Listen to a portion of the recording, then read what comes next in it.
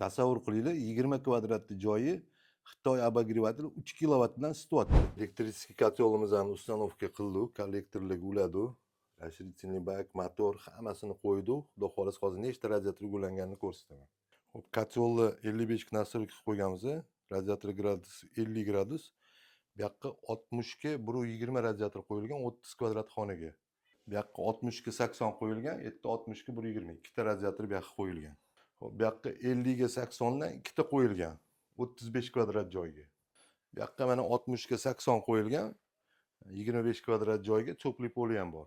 Bu yoqqa mana 10 tali alyumin radiator qo'yilgan. Tasavvur qilinglar, 20 kvadratli joyi Xitoy обогреватель 3 kilovatdan isityapti. Bu kotel 3,5 kilovat bilan 5 ta xonani isityapti, ko'chada sanuzel isityapti. Bu gazsiz hududlarga mo'ljallangan. Kimga qiziq bo'lsa, kommentariyaga yozsanglar, nech pul xarajat bo'lishini, hammasini hisob-kitoblarini tashlab beramiz. Hammaga rahmat.